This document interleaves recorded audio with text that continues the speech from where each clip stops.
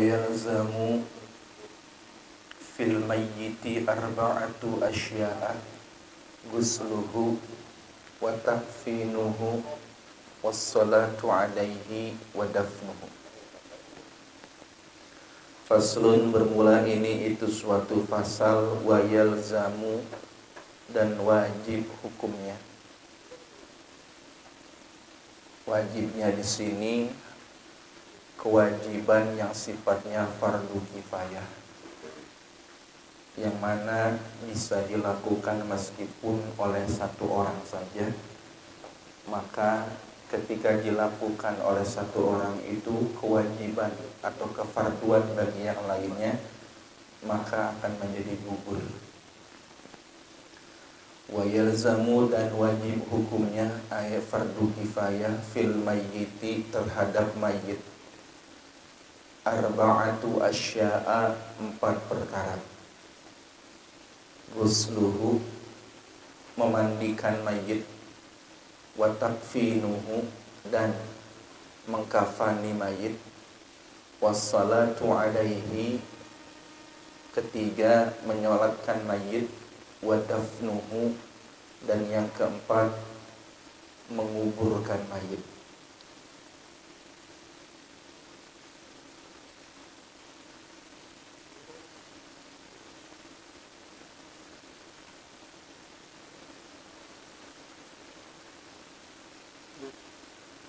Kita lihat dalilnya.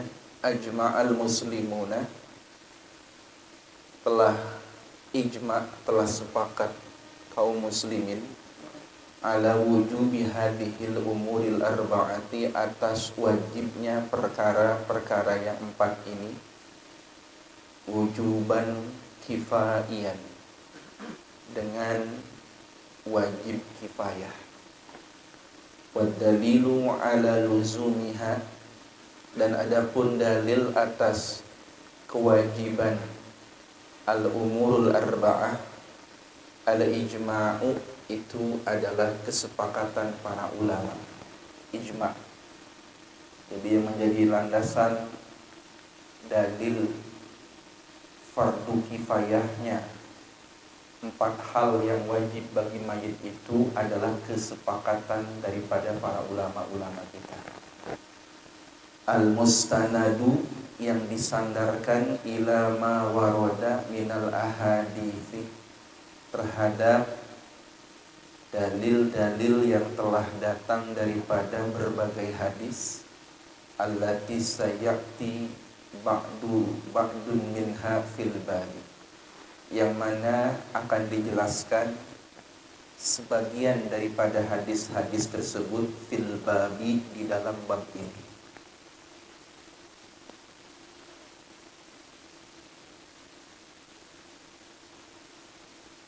Kita perlu pahami bahwa 4 hal ini wajib bagi mayit yang statusnya adalah mayit muslim. Sedangkan mayit orang kafir, maka haram kita untuk mensolatkannya, baik itu kafir harbi maupun kafir zimmi.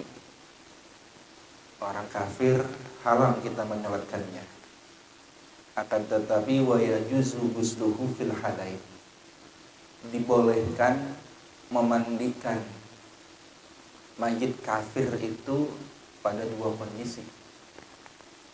Kalau sholatnya mutlak haram, menyolatkan mayit kafir mutlak haram, kafir dhimmi, kafir harbi maupun kafir dhimmi.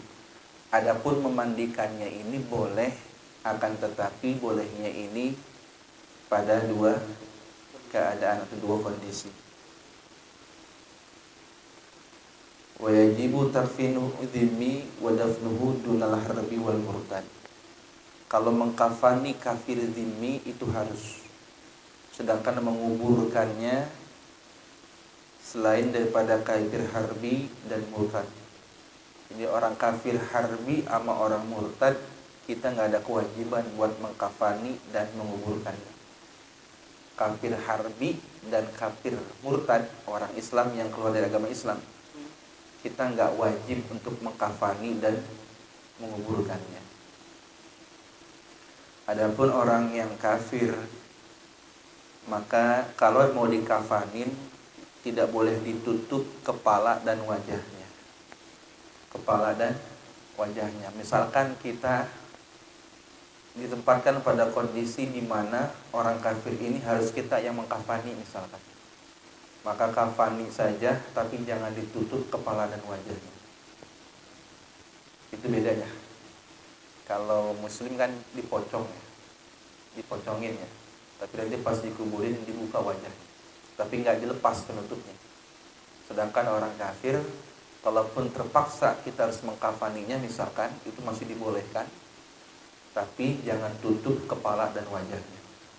Karena nggak boleh.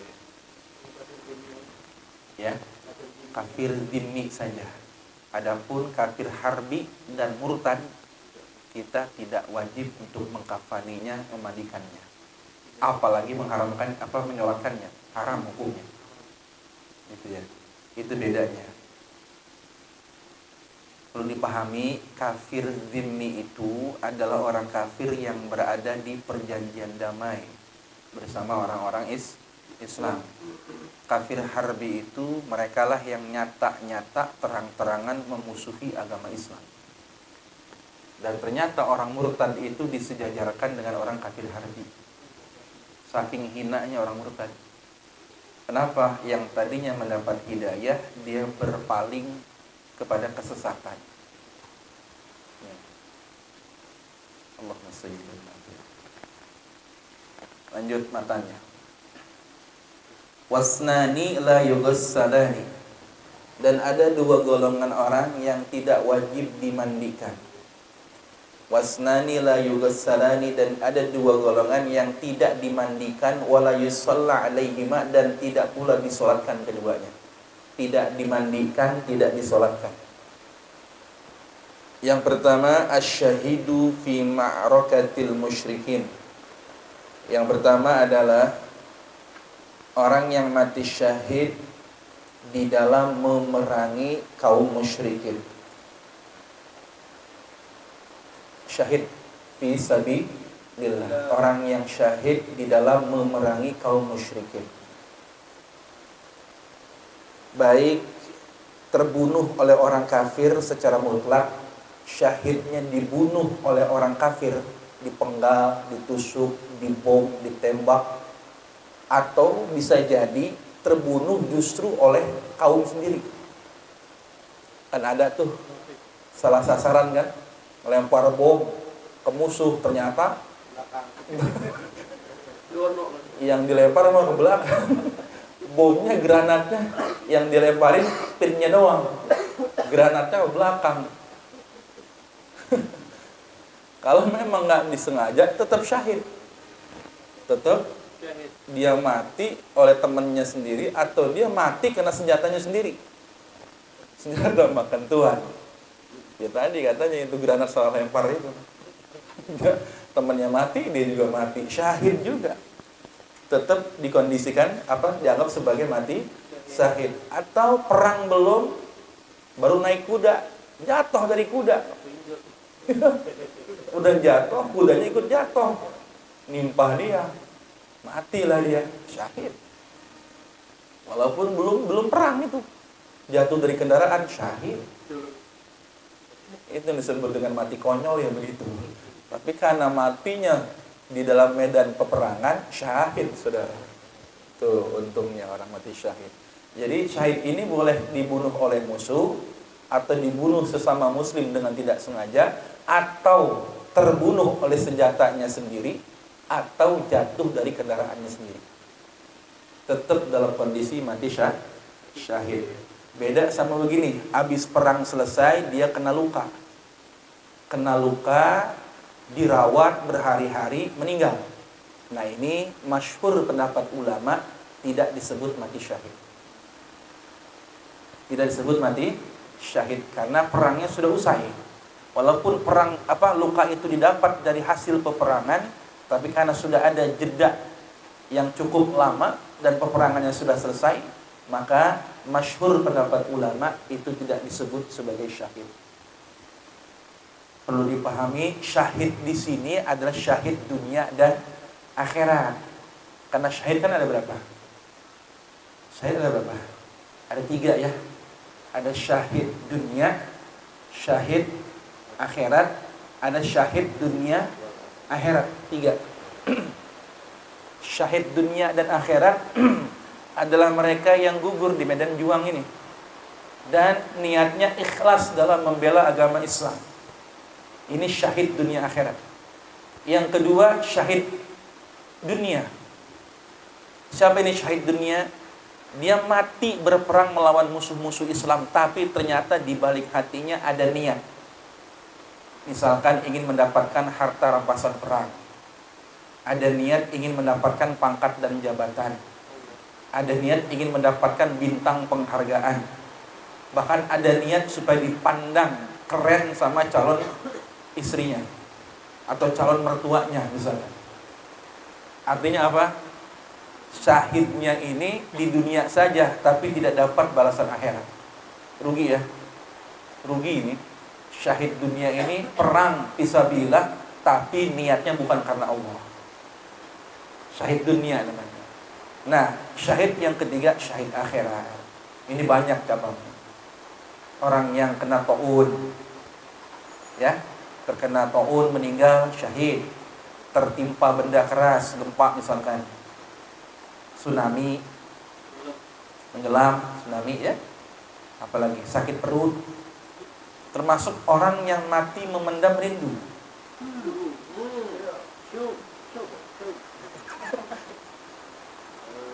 Mati memendam rindu, syahid itu. Yang bagaimana? Contoh, Ihsan sedang ke sebuah gedung pencakar langit. Jumlahnya 40 lantai. Harus naik lift. Qadarullah, Ihsan satu lift dengan seorang gadis cantik nan seksi, menggoda. Tapi alhamdulillah imannya Islam tidak tergoda Ihsan. Hanya saja ini saudara kembarnya ini yang bergerak-gerak. Qadarullah, lampu mati, lift rusak. Terjebaklah Ihsan di dalam satu lift dengan wanita itu. Ya Allah, menit demi menit, jam demi jam berlalu. Berduaan, itu mau ngapain aja gak bakal ada yang tahu. CCTV mati, ya kan? Pintu tertutup, hanya berdua saja. Nah ini perempuannya ternyata agak sedikit genit gitu.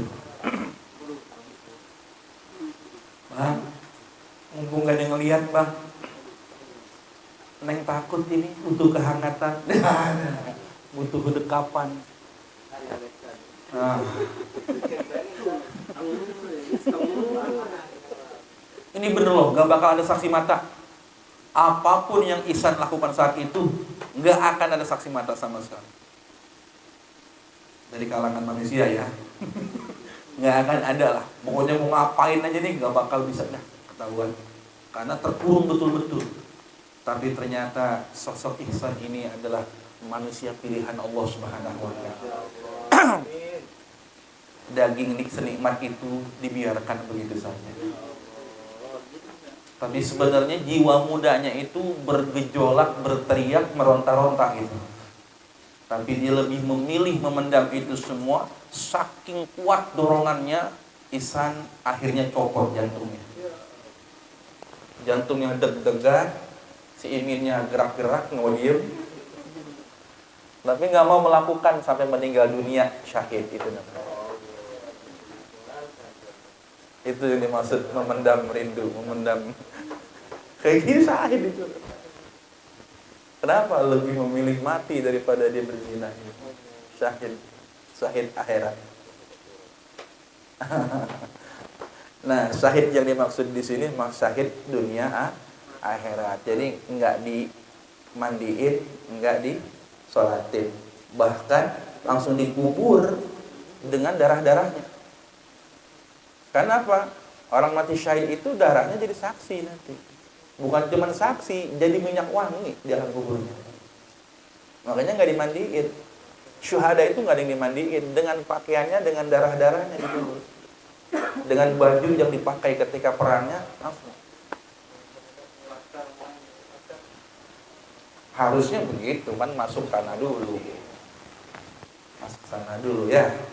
Harusnya kalau syuhada ya begitu, dengan pakaiannya, dengan darahnya dibungkus kain kafan, kuburkan. Nah, enggak dimandikan, enggak disolatkan. Nah itu. Lanjut. Wasani, dan yang kedua, as-siqtul ladzi lam yastahilla sarihan. Oh. Yang kedua, siqtun. Siqtun itu janin yang gugur. Janin yang gugur. Janin yang gugur alladzi lam yastahilla sarihan, yang tidak mengeluarkan suara. Maksudnya tidak memiliki tanda-tanda kehidupan, yang tidak mengeluarkan suara tangisan atau teriakan. Lam yastahilla sarihan, tidak mengeluarkan suara tangisan maupun teriakan. Nah, ini tidak dimandikan, tidak disolatkan. Siktun itu diambil dari kata sukut, sukutun. Sukut artinya gugur kan. Siktun itu yang gugur, keguguran. Nah, jadi kalau ada perempuan keguguran, bayinya keluar dan tidak mengeluarkan suara apa-apa, meninggal dalam perut, itu enggak dimandiin, enggak disolatin. Tapi kalau keluar dari rahim, walaupun cuma 1 detik, ada tanda-tanda kehidupan, apa dia nangis, apa dia teriak, ya, walaupun sebentar saja, nah itu wajib seperti manusia pada umumnya. Tapi kalau tidak ada tanda-tanda kehidupan atau disebut dengan siqtu itu, maka tidak dimandikan dan tidak disolatkan. Jelas ini ya. Kita lihat dalilnya ini. Li hadis Tirmidzi, berdasarkan hadis Imam Tirmidzi nomor hadis 1032, wa ghairihi, dan selain Imam Tirmidzi, an Jabir radhiyallahu anin Nabi sallallahu alaihi wasallam qala at-tiflu la yusalla alaihi. Anak kecil itu, maksudnya janin yang gugur itu, la yusalla alaihi, tidak disolatkan atasnya. Wala yarisu, dan tidak mewarisi, wala yurasu, dan tidak diwarisi, hatta yastahilla, sampai dia mengeluarkan suara. Maksudnya sampai dia mengeluarkan tanda-tanda kehidupannya. Nah, ini dalilnya. Warawa Ibnu Majahin, dan telah meriwayatkan Imam Ibnu Majah hadis nomor 1508, an Jabir radhiyallahu anhu qala Rasulullah sallallahu alaihi wasallam idza istahalla siqtu sulli alaihi wa murisa. Apabila mengeluarkan suara as-siqtu, bayi yang gugur, janin yang gugur, sulli alaihi, maka disolatkan atasnya, wa murisa, dan diwarisi. Istahalla ini dari kata minal istihlali, minal istihlal, istihlal, istahalla minal istihlal, wa huwa as-siyahu awil attasu aw harakatun yu'lamu biha hayatahu. As-siyah, teriakan, awil attas, atau barangkali bersin, pas lahir bersin, acis, hidup lagi bocah, teriak, jerit, aw harakatun, atau sekedar gerak-gerak saja, tangannya gerak, kakinya gerak, kepalanya gerak, yu'lamu biha, yang diketahui dengannya, hayatahu, akan kehidupannya janin tersebut. Istahalla, jadi tanda-tanda kehidupan si bayi itu disebut dengan istahalla, baik dengan suara teriakan, bersin, atau sekedar gerakan-gerakan tanpa suara yang diketahui dengannya kehidupan si bayi tersebut. Nah, ini yang disebut dengan istihalla. Jadi itulah dua jenis orang yang tidak dimandikan dan tidak disolatkan. Lanjut, wa yughassalul mayyitu witran. Matan. Wa yughassalu, dan dimandikan mayit witran secara ganjil. Ganjilnya di sini adalah 3 atau 5 atau 7 atau 9 dan seterusnya. Harus ganjil ya, nggak boleh genap. 3, 5, 7, 9 dan seterusnya. Wa yakunu fi awwali ghuslihi sidrun, dan adalah di awal memandikan mayit itu sidrun, menggunakan sidir. Sidir, nanti dijelaskan sidir itu apa. Wa fi akhirihi, dan pada akhirnya memandikan mayit, syai'un, sedikit saja. Syai' ini maknanya qalilun. Syai'un, sedikit saja, min kafurin, dari air kafur. Kita lihat dalilnya. Dalla ala dzalika, telah menunjukkan atas keterangan di atas itu, marawa al-Bukhari, hadis yang telah meriwayatkannya Imam Bukhari nomor hadis 165, wa Muslimun, dan hadis Imam Muslim nomor hadis 939, an Ummi Athiyyah al-Ansariyah, dari Ummu Athiyyah al-Ansariyah, qalat, beliau berkata, dakhala alaina Rasulullah sallallahu alaihi wasallam, telah masuk kepada kami Rasulullah sallallahu alaihi wasallam, wa nahnu, sedangkan kami, kata Ummu Athiyyah, nughassilu ibnatahu, sedang memandikan anak perempuan beliau. Ingat, anak perempuan Nabi itu meninggal semua ya. Ibnatahu, anak perempuan beliau. Faqala, maka beliau bersabda, igsilnaha salasan au khamsan au aksara min dzalika, mandikanlah ia, anak perempuan Nabi, salasan, 3 kali, au khamsan, atau 5 kali, au aksara min dzalika, atau lebih banyak dari 3 atau 5 tersebut. In ra'aitunna, jikalau kalian melihatnya, bima'in, dengan air, wasidin, dan sidir, waj'alna, dan jadikanlah, fil akhirati, pada bilasan akhir, kafuran, sedikit air kafur, aw syai'an min kafurin, atau sedikit dari air kafur, wa bedakna, dan mulailah kalian memandikannya, bimayaminiha, dengan bagian-bagian tubuh sebelah kanannya, wa mawadi'il wudu'i minha, dan tempat-tempat basuhan wudu darinya. Nah, ini berdasarkan keterangan Ummu Athiyyah ketika ia memandikan putrinya Rasulullah SAW yang meninggal, maka Rasul memerintahkan membasuh 3 atau 5 atau lebih dari itu, yang penting ganjil, menggunakan air dan sidir. Sidir ini campuran ya, daun yang ditumbuk-tumbuk, sidir yang khas banget tuh, kami pernah mendapatkannya ketika di pelatihan Ma'had Zain al-Makki itu, pemandian ala penduduk Tarim. Sidirnya itu luar biasa, itu kayak aromaterapi gitu, ramuan-ramuan dari dedaunan yang sangat khas aromanya. Lalu di akhir basuhannya menggunakan air kafur atau sedikit saja, dan mulai memandikannya itu dari bagian tubuh yang sebelah kanan dan anggota tubuh yang dibasuh ketika wudhu. Nah, inilah nanti secara jelasnya bisa dibahas nanti secara gamblang ya, praktek memandikan mayit, namun tentu butuh waktu dan tempat yang lebih khusus ya, kalau ingin kita mempraktekkan bagaimana cara memandikan mayit ala sunnah Rasulullah SAW. Betul. Dan setiap tempat beda-beda tuh sendiri. Ya. Yang saya pernah temukan tuh ijazahnya dari sidir dari Tarim. Ya. Kayak bumbu kebuli aromanya, wangi betul, masya Allah, khas itu Tarim itu. Ya. Dedaunan memang, daunnya halal semua tentunya.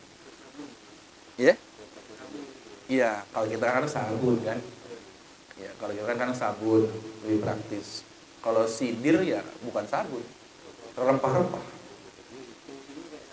Nah, sekarang yang fungsi sidir sabun sebenarnya. Sunnahnya sidir. Nah, yang menggantikan fungsi sidir itu sabun. Karena mungkin membuat sidir itu tidak mudah, jadi digantikan dengan sabun. Sebagai apa? Untuk wanginya aja, kita ngambil wanginya itu. Witran, maknanya witran itu adadan mufradan, bilangan tunggal. Maksudnya bilangan ganjil ya. 3, 1, 3, 5, 7. Sidrut. Nah, sidir itu warokun madfukun. Nah ini, dedaunan yang ditumbuk. Linauin minasyajari, dari berbagai jenis aneka ragam tanam-tanaman. Itu sidir.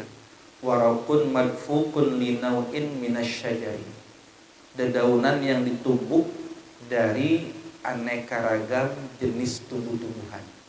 Ya. Ya, kayak ramuan gitu ya. Nah, Haji Endang yang paham itu apa aja itu komposisinya untuk membuat sidir itu. Kafur. Nah, kafur ini kimamun nakhli.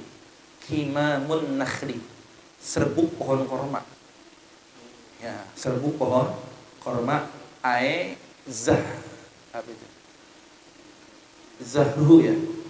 Ae zahruhu, atau serbuk bunganya. Serbuk bunga korma. Kafur. Ini di sana ya. Kalau di kita kafur kan pakai apa? Kafur. Kafur barus. Kamper. Ya, ini kalau di sana itu serbuk pohon korma ini terbuatnya. Ya, kamper juga dari pohon kan? Pohon kamper kan? Iya, kafur barus. Nah, kalau di sana digunakannya serbuk pohon korma, getah pohon korma, atau bunganya, atau serbuk bunga korma. Saya rasa ada perbedaan di setiap tempat ya. Kalau jenis sidirnya, bahkan ada yang menggunakan ini pohon apa yang saya tanam buat mengusir jin itu, bidara. Nah, ada yang sidirnya itu menggunakan bidara, ada juga itu. Saya pernah ikut. Jadi serbuk bidara dipakai, nggak masalah. Sidir itu kan ramuan dari berbagai macam pohon-pohonan kan ya, yang fungsinya itu menjaga aroma mayit agar tetap fresh gitu, agar tetap wangi. Ya, dalam hal ini kalau kekinian mah pakai sabun sekarang gitu. Ntar jadi seliwat lagi. Ini mandiin mayit tuh jadi lapar begini ya.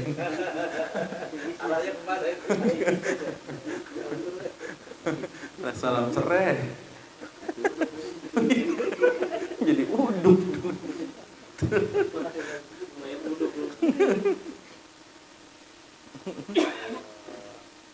Ini saat memandikan, ya? Ya. Saat memandikan. Dicampur dengan airnya sendiri atau dipisah? Itu di bilasan pertama harus air murni dulu. Jadi sidir dan kapur ini campuran. Dicampur sama air. Tapi di bilasan pertama itu menggunakan air murni dulu. Dan kalau bisa jangan pakai selang. Jangan pakai selang. Ini mandiin mayit apa mandiin mobil gitu. Jangan pakai selang. Ya, pakai gayung. Abdul pakai gayung. Wah, enggak, gayung itu enggak berhubung mustamal. Asal dijaga betul-betul ya. Gentongnya jangan sampai kecipratan bekas mandinya gitu. Kalau ada selang kan udah jelas murni itu. Iya, kalau emang nggak bisa menjaganya pakai selang lah. Tapi kalau mau afdol pakai gayung. Karena itu Ustaz Kiai bilang bedain mandiin mobil, mandiin mayit katanya. Ini mayit disempret, nyetim mayit. Adabnya, maksudnya adab gitu, sampai segitunya. Ini kita memperlakukan orang untuk terakhir kalinya dia berada di dunia. Ini kita sedang memperlakukan orang yang untuk terakhir kalinya dia berada di dunia gitu. Perlakukan dia semulia mungkin gitu. Sepantas mungkin, seberadab mungkin gitu. Itu maksudnya. Menghormati, mengagungkan mayit. Sampai ada waktu kami pelatihan itu jangan pakai selang gitu. Pakai gayung aja. Luar biasa ya. Maksud ganjil Ya, maksud ganjil itu bilasannya. Jadi ada bilasan yang air murni ya, air dingin tuh. Nah, setelah itu campur dengan sidir. Bilasan berikutnya diaduk dengan sidir. Wah, udah beres, bilas lagi. Bilas. Nah, bilasannya ini pakai kapur sedikit. Sudah beres, ya, kapur. Bilasan kapur ini boleh nggak dibilas lagi. Makanya kan di syai'an sedikit. Syai'un min kafur, sedikit saja dari kapur supaya apa? Supaya kapur ini tidak merubah air secara signifikan. Paham maksudnya? Kalau sedikit kapur itu tidak merubah air. Kan kalau perubahan sedikit nggak masalah. Tapi kalau signifikan perubahannya khawatir nama air mutlaknya hilang. Makanya sedikit saja boleh. Nah, kalau mau dibilas lagi boleh, yang 4, 5 silakan. 1 air biasa, 2 sidir, 3 kapur. Ah, ini kurang, yang 4, 5. Air biasa boleh. Tapi kan sayang itu, sidirnya, kapurnya. Maksud netral lagi. Udah pakai sidir, udah pakai kapur, itu bersih lagi. kalau mau 5 berarti kalau terakhir saja. Terakhir kapurnya. Sidirnya itu kan untuk, bahkan yang saya pelajari di sana itu bahwa sidir itu bisa ada ramuan yang memang jadi mayit itu jadi lemes badannya. Jadi yang ramuan itu khusus membuat otot-otot mayit jadi lemes. Jadi nggak dimandikan tuh nggak kaku ketika dimandikan itu. Nggak tahu itu bahannya apa itu, nggak disebutin. Tapi masya Allah itu membuat mayit jadi lemes. Sidir dari taring ini. Hebat memang yang taring. Kafan. Baik, lanjut matanya. Wa yukaffanu fi salasati aswabin biyudin. Dan dikafani pada 3 kain putih. Fi salasati aswabin biyudin. Pada 3 kain putih. Putih ya, jangan pink. Awas. 3 saja. Walaupun senang banget pink, jangan pakai pink. Laisa fiha qamisun wala imamatun. Nah, kalau 3 ini laisa fiha, tidak ada pada salah satu aswab ini qamisun, gamis, wala imamatun, dan imamah, dan tidak imamah. Jadi kalau cuma 3, nggak pakai gamis, nggak pakai imamah. Jadi mengkafani mayit itu minimal pakai 3 kain putih, 3 lapis. Nah, 3 lapis ini berarti tidak pakai gamis dan tidak pakai imamah. Jadi gamis dan imamah ini sunnah maksudnya. Jadi kalau gamis sama imamahnya pakai berarti berapa? 5 kain. Yang bagus ya pakai semuanya 5-5-nya. 3 lipat kain plus gamis dan imamah. Dalilnya Rawa al-Bukhari, telah meriwayatkan Imam al-Bukhari nomor hadis 1214, wa Muslimun, dari Imam Muslim nomor hadis ke-941. An Aisyah radhiyallahu anha qalat kuffina Rasulullah sallallahu alaihi wasallam, dikafani Rasulullah sallallahu alaihi wasallam fi thalathati aswabin, ya Allah, pada 3 kain bildin putih sahuliyah. Nah, nanti saya boleh jelaskan.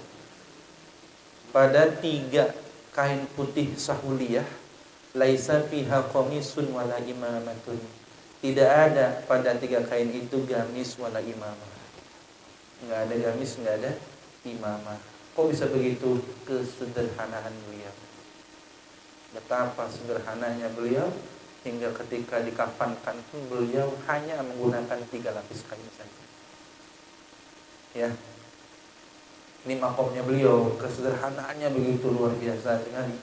Sampai tidak berdasarkan hadis Siti Aisyah ini, beliau saksikan sendiri tidak menggunakan gamis wala imamah. Betapa sederhananya beliau begitu. Ini tidak menunjukkan bahwa gamis dan imamah itu tidak boleh. Silakan, boleh-boleh saja. Sahuliyah adalah siyabun biyudun naqiyatun, kain putih bersih, kain putih bersih, kain yang putih dan bersih. la takunu yang tidak ada illa minal qutni kecuali dari kain katun, kain kapan. Wakila, dan ada pula ulama yang mengatakan sahuliyah itu adalah nisbatun ila baladin bil Yaman, adalah penisbatan terhadap sebuah kota yang ada di Yaman. Sahuliyah, kain sahuliyah, nama kota di negara ya Yaman. Tapi sahuliyah itu sendiri sebenarnya adalah kain putih yang bersih yang terbuat dari katun, kain kapan kata kita. Namun ada pendapat yang mengatakan sahuliyah itu adalah nisbat kepada sebuah kota yang ada di Yaman. Wandur sobhata arba'ati wa sab'in hasyiyata al-khamisah. Baik. Mata wa yukabbiru. Baik, itu sampai situ pengkafanan ya. Lihat, teori pengkafanan cuma sebaris doang. Tapi pengkafanan lah yang paling jelimet itu caranya. Tapi lihat keterangannya cuma sebaris doang udah selesai. Ya, praktek yang paling lama tuh kafan. Ya, banyak yang nggak bisa kalau kafan ini. Sebenarnya yang ribet ini nyobek-nyobekin ya, ngebentuknya. Insya Allah doakan mudah-mudahan kita bikin ya pelatihan di sini ya. Tapi saya butuh model mayatnya, siapa yang mau kira-kira? Gimana yang lagi tidur aja kita gotong bareng-bareng.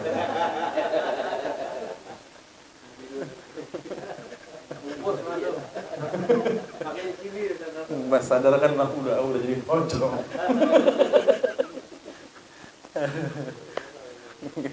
Apa waktu insyaallah ya.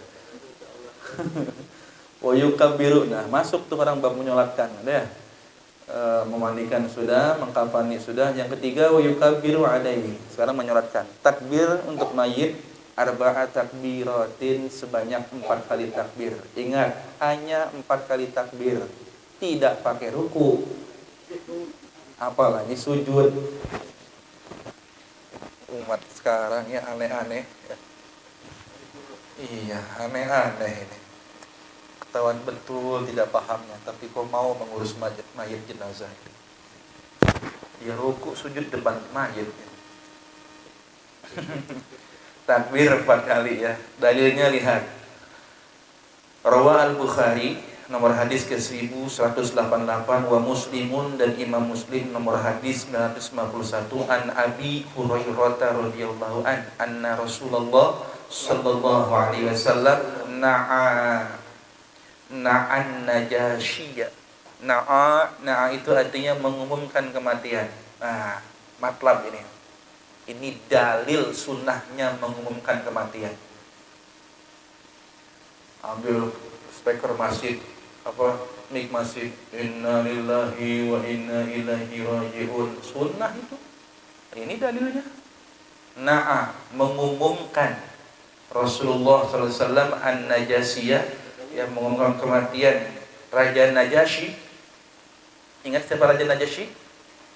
Beliau adalah raja negeri Ethiopia. Ingat, hijrah sebelum ke Thaibah, ke Madinah, ada sekelompok sahabat yang hijrah duluan ke Ethiopia, dipimpin oleh Ja'far bin Abi Thalib. Delegasinya Ja'far bin Abi Thalib. Rajanya waktu namanya Raja Najasyi yang beragama Nasrani. Setelah mendapatkan penjelasan dari Ja'far bin Abi Thalib, yang waktu itu teman debatnya, delegasi dari kafir musyrik Mekahnya adalah Amr bin Al-As. Waktu itu Amr bin Al-As itu belum masuk Islam. Amr itu barengnya sama Khalid bin Walid masuk Islamnya. Ini CS2 ini. Khalid bin Walid sama Amr bin Al-As ini sama-sama orang hebat ini.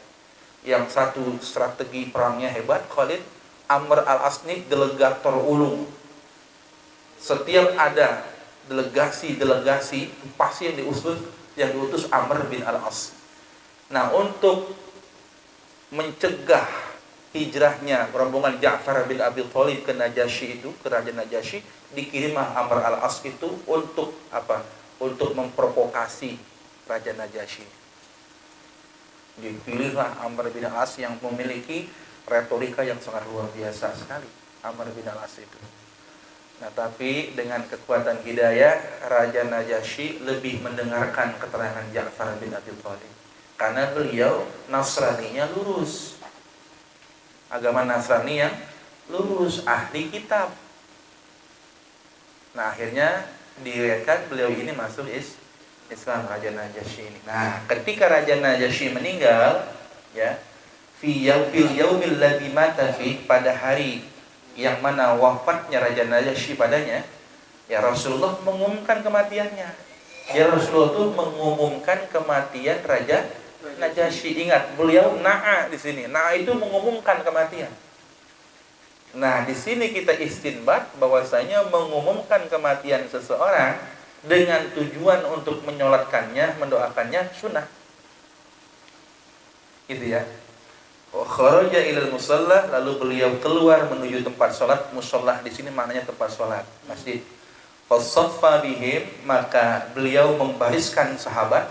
Wa kabbara arba'an, dan takbir sebanyak 4 kali. Tuh, sholat jenazah. Berarti sholat gaib ini ya. Karena Najasyinya ada di Ethiopia, Habasyah. Di Habasyah itu. Ya. Jadi Raja Najasyi ini adalah raja dari Habasyah, Ethiopia. Berkulit hitam, Habasyah, negeri. Ya, apa kelompoknya Bilal, agamanya Nasrani.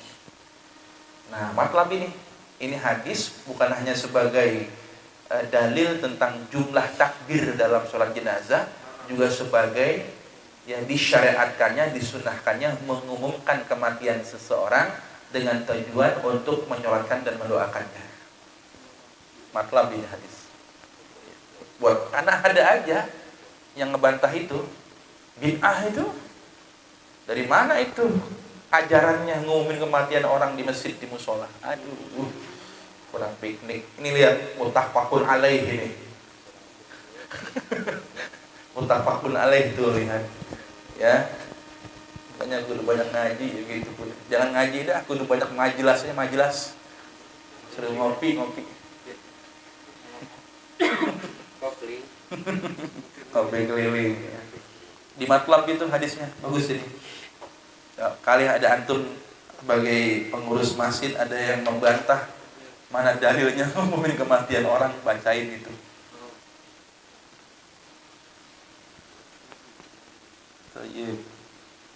Lanjut. Setelah takbirnya 4 kali ya. Yaqra'ul Fatihata ba'dal ula. Membaca Al-Fatihah setelah takbir yang pertama. 4 kali takbir. Setelah takbir yang pertama, tentu niat dulu ya. Niat, lalu takbir yang pertama. Setelah takbir yang pertama membaca Al-Fatihah. Mana dalilnya? Dalilnya Rawah Al-Bukhari, hadis nomor 1270. Antolhata ibni Abdillah bin Aufin, dari sahabat Tolhah, bin Abdullah bin Auf. Qala, beliau berkata, shallaitu khalfa ibni Abbas. Aku sholat di belakang Ibnu Abbas radhiyallahu anhuma, ala janazatin, di hadapan sebuah jenazah atau seorang jenazah. Faqara'a bi Fatihatil Kitabi, maka Ibnu Abbas membaca Al-Fatihah setelah takbir yang pertama maksudnya ya.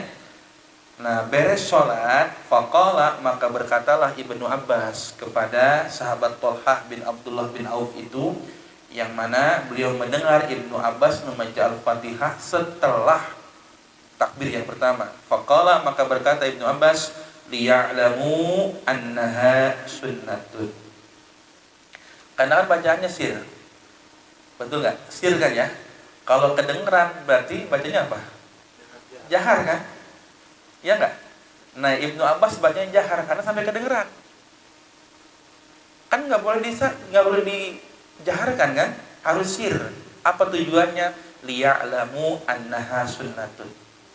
Untuk agar mereka mengetahui annaha, bahwasanya Al-Fatihah itu sunnatun. Awas. Sunnatun di sini maknanya adalah yang diamalkan oleh Nabi. Bukan berarti membaca Al-Fatihah setelah takbir yang pertama itu hukumnya sunnah, bukan. Pahami ini.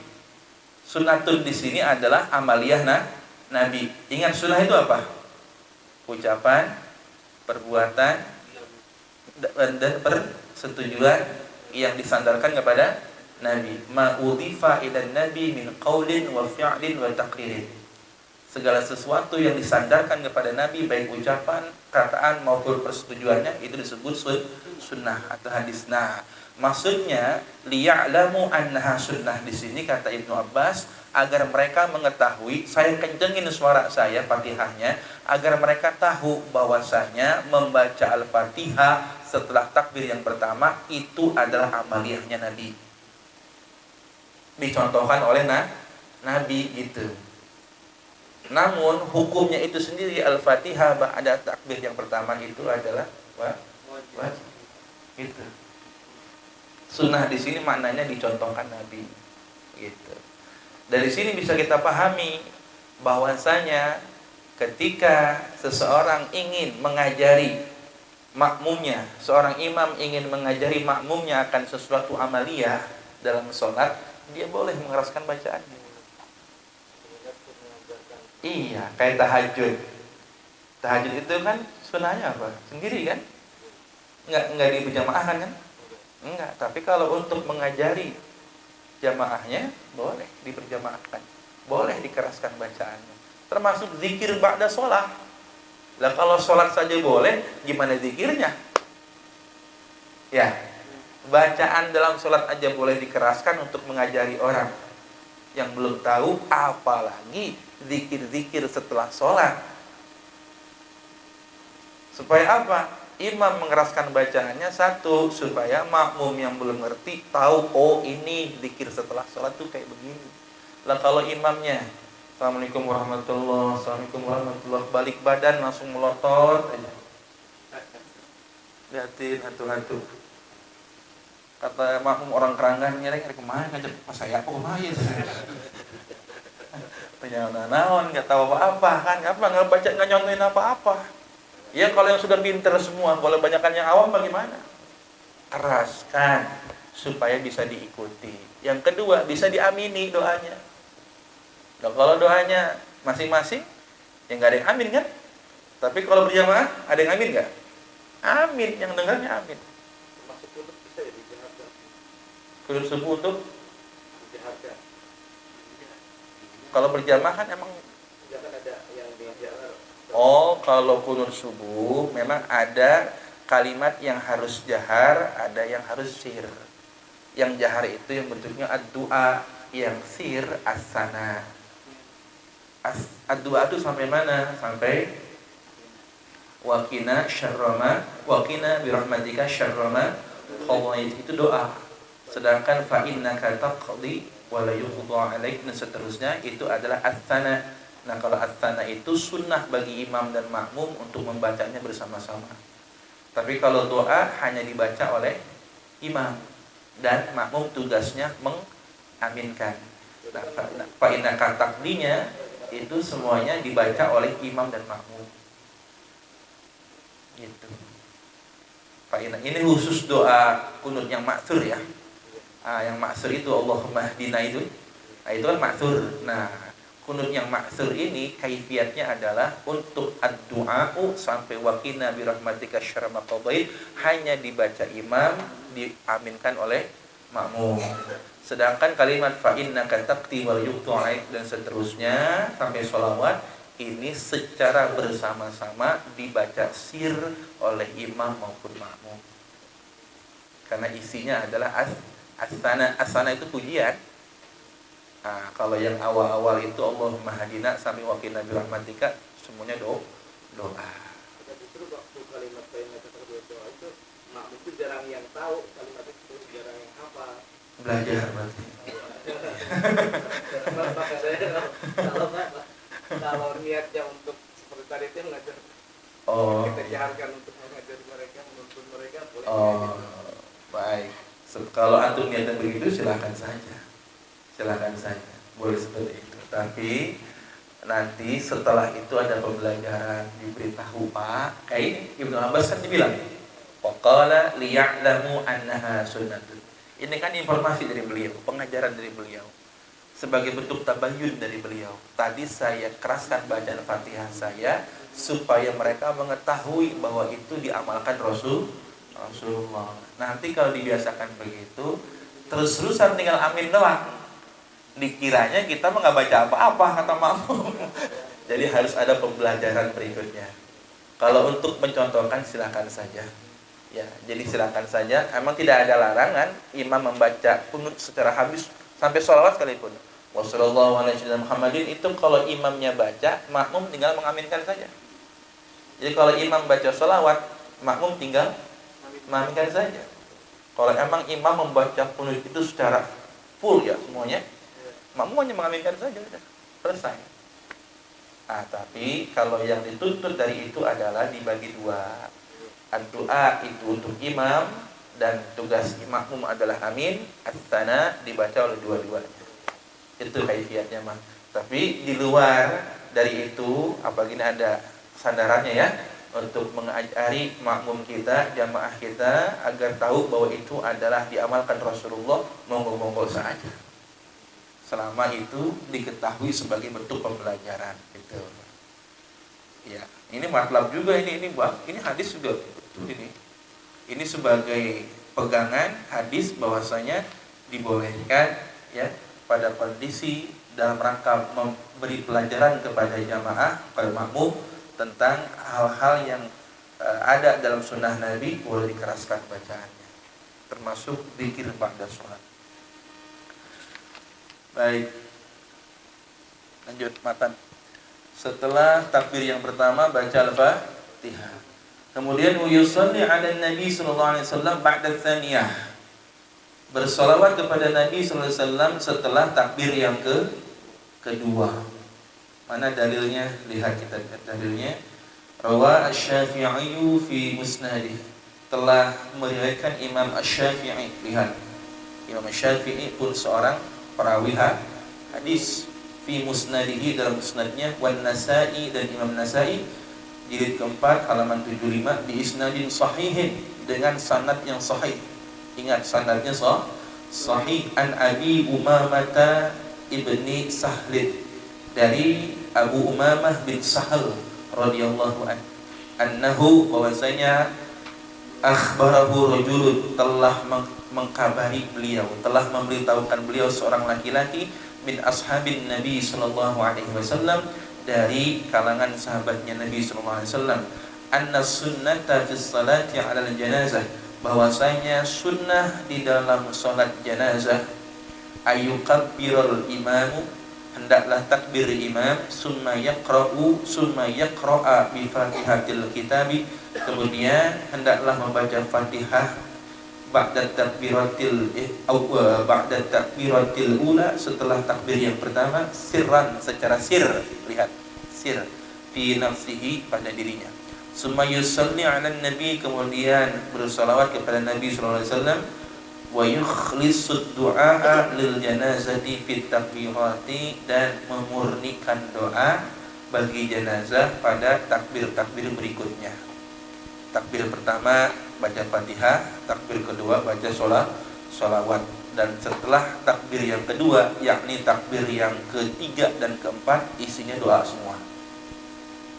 Wala yaqra'u fi syai'in minhunna dan tidak membaca Al-Qur'an sedikit pun minhunna daripada takbir-takbir. Maksudnya takbir yang berikutnya ya, di takbir yang ketiga maupun yang keempat. Hatta takbir yang kedua pun enggak baca Al-Quran, hanya takbir pertamalah kita baca Al-Fatihah. Summa yusallimu sirran fi nafsihi kemudian mengucapkan salam secara sir pada dirinya. Unzur Hamish al-Um, perhatikanlah Hamish kitab al-Um jilid ke-6 halaman 265 dari Imam Syafi'i. Itu adalah dalil tentang membaca sholawat setelah takbir yang kedua. Sependek-pendeknya sholawat, Allahumma sholli ala Sayyidina Muhammad, udah segitu boleh. Allahumma sholli ala Sayyidina Muhammad, sampai segitu boleh. Yang paling bagus sholawat Ibrahimiyah. Lanjut akan wa yad'u lil mayyit, berikutnya Berdoa untuk mayit pada tadi setelah takbir yang ketiga. Ini Fayaqulu, nah ini redaksi doa yang ada di kitab makan Abu Syuja. Doanya begini: Allahumma hada 'abduka wa banu 'abdaika wa raja min rahmid dunya wa sa'atiha.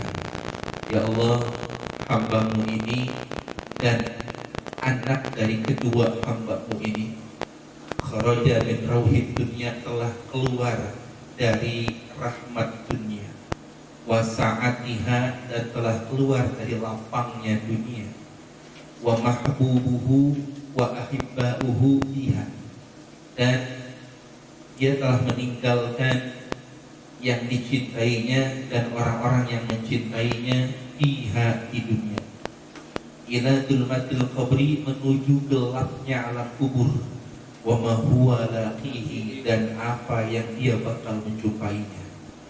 Kana yashhadu an la ilaha illa anta, dia telah bersaksi bahwasanya tiada Tuhan selain Engkau, wahdaka la syarikalah, Maha Esa Engkau, tiada sekutu bagimu, wa anna Muhammadan abduka wa rasuluh, dan bahwasanya Nabi Muhammad adalah hambamu dan utusanmu, wa anta a'lamu bihi minna, dan Engkau lebih mengetahui tentangnya daripada kami. Allahumma ya Allah, innahu nazzala bik, sesungguhnya ia telah turun kepadamu, wa anta khairu manzulin bih, dan Engkau adalah sebaik-baiknya tempat turun dengan tempat turunnya. Turun maksudnya dalam tanah. Wa asbaha faqiran, dan dia telah menjadi orang yang fakir ila rahmatika, terhadap rahmatmu. Wa anta ghaniyun an adabih, dan Engkau adalah maha mencukupi daripada siksaannya. Wa qad ji'naka raghibina ilaik, dan sungguh kami telah datang kepadamu ya Allah seraya berharap dengan sungguh-sungguh kepadamu. Syufa'a lahu, berikanlah syafaat pertolongan baginya. Allahumma ya Allah, in kana muhsinan, jikalau ada dia adalah orang yang baik ya Allah, fazid fi ihsanihi, maka tambahkanlah kebaikannya. Wa in kana musian, dan jikalau ia adalah orang yang tidak baik, berbuat buruk, fatajawaz anhu, maka maafkanlah kesalahannya. Walaqtihi birahmatika, dan jumpakanlah ia dengan rahmatmu, ridhaka, dengan ridhamu, waqihi, dan jagalah ia, peliharalah dia, fitnatal qabri wa adabahu, daripada fitnah kubur dan siksa kubur, wafsah lahu fi qabrihi, dan lapangkan baginya di dalam kuburnya, wajabil arda an jadbaihi, dan kosongkanlah tanah dari kedua lambungnya. Oh, maksudnya, dan kosongkanlah tanah, keringkanlah tanah dari kedua lambungnya. Maksudnya apa? Jangan sampai badannya dimakan tanah. Jangan sampai isi perutnya penuh dengan tanah.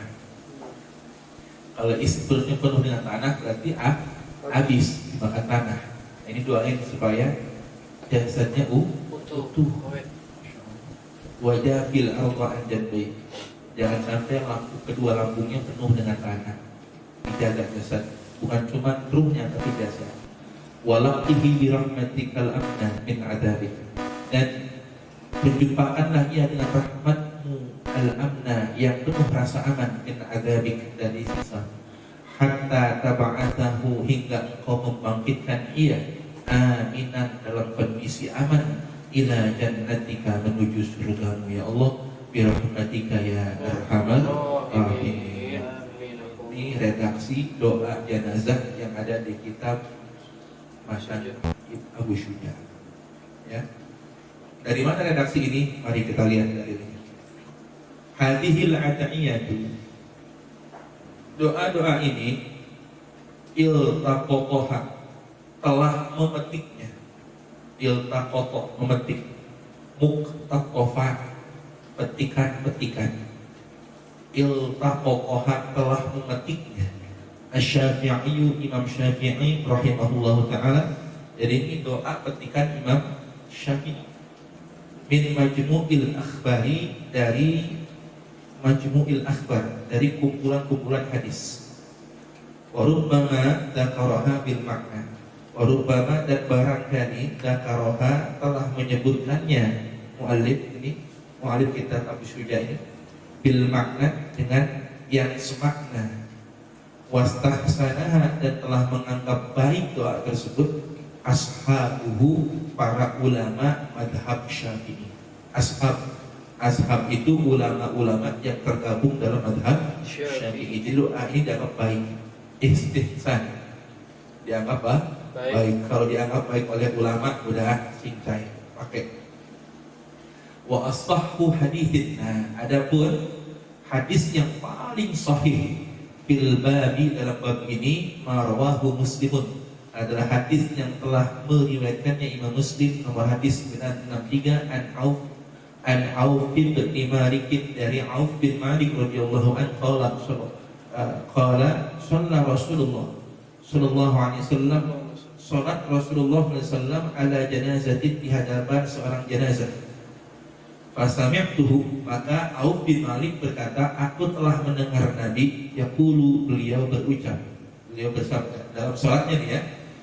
Auf bin Malik mendengar, Allahumma ighfir lahu warhamhu wa'afihi wa'fu anhu wa akrim nusulahu wasi' madkhalahu waghsilhu bima'in wa thaljin wa barad wa naqqihi minal khataaya kama yunqqa ath-thawbul abyadu minad danas abdilhu daran khairan min darih wa ahlan khairan min ahlihi wa zawjan khairan min zawjihi wa qihi fitnatat qabri wa adzaban nar. Ya Allah, ampunilah ia, rahmatilah ia, wa'afihi dan maafkanlah kesalahannya, wa'fu anhu, wa'afihi maksudnya hilangkanlah hal-hal yang tidak disukainya, wa'afihi dan hilangkanlah hal-hal yang tidak disukainya, wa'fu anhu dan maafkanlah ia, wa akrim nuzulahu dan muliakanlah tempat turunnya, wa wasi' madkhalahu dan luaskanlah tempat masuknya, waghsilhu bima'in dan mandikanlah ia dengan air bersih, wasaljin dan salju, wabarodin dan air dingin, wanaqqihi dan bersihkan dia minal khotoya daripada dosa-dosa, kama yunqas thawbul abyad sebagaimana dibersihkanlah baju putih minat danas dari kotoran, wa abdilhu daran dan gantikanlah baginya negeri khairan yang lebih baik daripada negerinya, wa ahlan dan keluarga khairan yang lebih baik ahli daripada keluarganya, wa zawjan khairan dan pasangan yang lebih baik min zawjihi daripada pasangannya di dunia. Mantap. Waqihi dan jagalah ia fitnatal qabri daripada fitnah kubur, wa adzaban nar dan siksa api neraka. Nah, ini redaksi yang paling sahih doa buat mayit. Qala Auf, maka berkatalah sahabat Auf bin Malik, fatamannaitu, maka aku berangan-angan, kata sahabat Auf bin Malik, anna law kuntu anal mayyit, bahwasanya seandainya saja akulah mayit itu. Ya, sahabat Auf bin Malik berangan-angan seandainya saja akulah si mayit itu.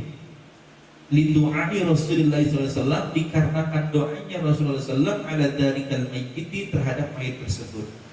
Sahabat Auf bin Malik yang mendengar doa Nabi itu berangan-angan seandainya saja mayit itu saya dah. Saking doanya itu, masya Allah.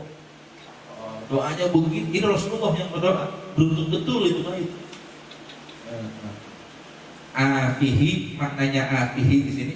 Wa afihi ma'fu'anhu adalah khalishu mimma yakrahu. Khalishu, murnikan dia, mimma yakrahu dari apa yang tidak disukainya. Makna wa'afihi itu adalah khalishu mimma yakrahu, dan murnikan dia dari apa yang tidak disukai.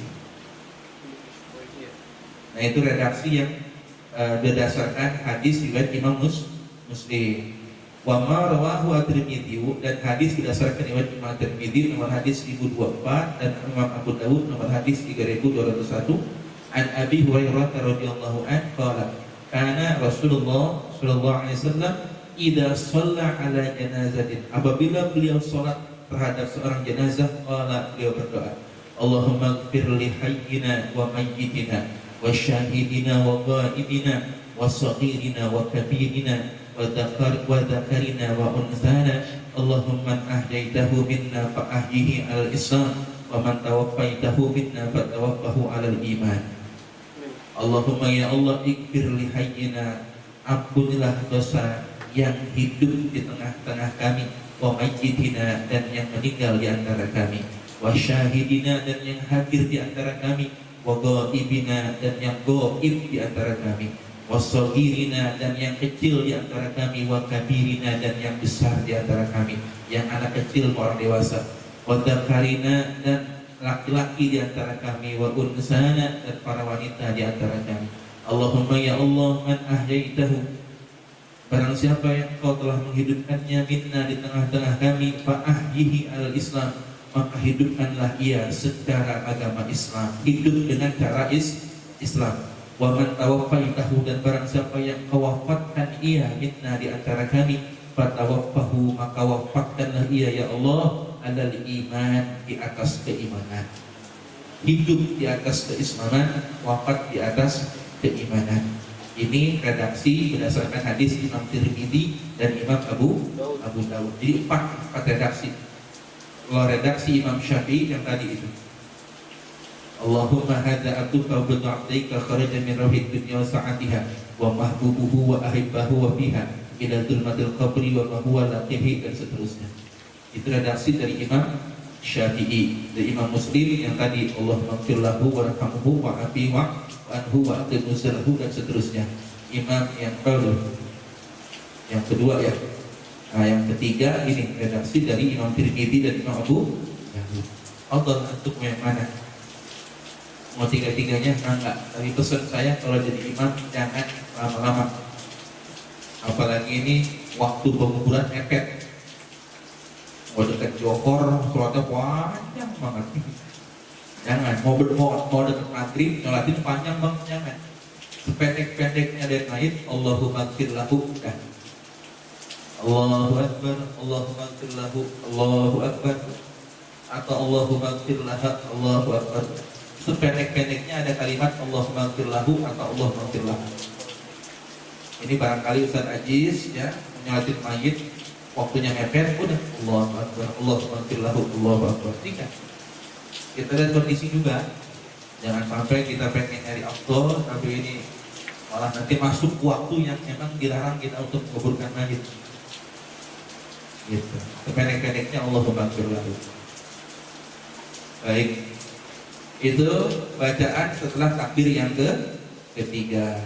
Kita masuk wa yaqulu fir rabi'ah, dan mengucapkan pada takbir yang keempat, Allahumma la tahrimna ajrahu wa la taftinna ba'dahu waghfir lana wa lahu. Allahumma ya Allah, la tahrimna ajrahu, janganlah Kau halangi kami ajrahu, terhadap pahalanya. Jangan Kau halangi kami mendapatkan pahalanya. Wala taftinna ba'dahu, dan janganlah Kau berikan kami fitnah sepeninggal dia. Jangan Kau fitnah kami sepeninggal dia. Waghfir lana, ampuni kami, walahu, dan ampuni dia. Dalilnya doa ini adalah berdasarkan rawahu Abu Dawud nomor hadis ke 3201 dilafzi, tetapi kalau riwayat Imam Abu Dawud lafadznya wala tudillana ba'dahu. Jadi gini, kalau di hadis Abu Dawud nomor 3201 itu lafadznya Allahumma la tahrimna ajrahu wa la tudillana ba'dahu waghfir lana wa lahu. Jangan kaget kalau ada yang lafadznya wa la tudillana, orang fiktif berarti itu. Kalau kita udah tahu nih ya, Abu Dawud itu dengan Abu Dawud wa la tudillana ba'dahu. Allahumma la tahrimna ajrahu wa la tudil lana ba'dahu waghfir lana wa lahu. Nah, itu riwayat Abu Dawud. Wa yusallimu ba'da rabi'ah, lalu mengucap salam setelah takbir yang keempat. Udah doa sampai situ lalu salam. Dalilnya rawa al-Baihaqi berdasarkan riwayat Imam al-Baihaqi jilid keempat halaman 43 bi isnadin jayyid, dengan isnad yang baik, isnad jayyid dan isnad hasan. An Abdullah ibni Mas'ud radhiyallahu anhu qala kana an-nabiy sallallahu alaihi wasallam yaf'alu taslima, beliau melakukan salam alal janazati, terhadap jenazah, mislat taslimi, seperti taslim atau salamnya di salat, di dalam sholat yang lainnya. Sama. Dan tetapi ada penambahan berdasarkan fatwanya Imam Ibnu Hajar Al-Haytami, khusus untuk sholat jenazah disunahkan untuk menambahkan kalimat wa barakatuh. Kalau dalam sholat biasa, assalamualaikum warahmatullahi, sampai situ. Adapun kalau untuk sholat jenazah berdasarkan fatwa keterangan Al-Imam Ibnu Hajar Al-Haytami, beliau sampaikan bahwasanya disunahkan kita tambahkan lafaz wa barakatuh. Assalamualaikum warahmatullahi wabarakatuh untuk sholat jenazah. Tambah wa barakatuh ya. Tapi ingat, dalam sholat yang lain selain sholat jenazah tidak boleh menambah wa barakatuh karena tidak bersunahnya.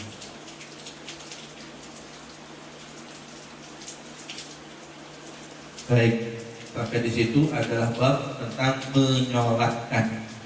Wajiban yang ketiga adalah menyolatkan. Lalu wajiban yang keempat, wajib panuk memakamkan. Wallahu a'lam bishawab. Ini khusus pemakaman. Kalau nanti akan berkaitan dengan kebiasaan new normal sekarang, cara-cara memakamkan mayit yang seadanya. Nanti kita akan kaitkan ke sana, apakah ada sesuatu yang salah di sana atau sesuai dengan syariat.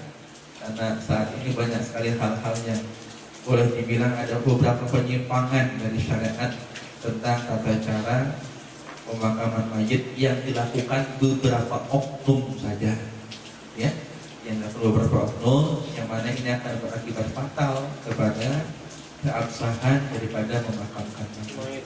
Ya, insya Allah kita akan bahas di pertemuan berikutnya. Allah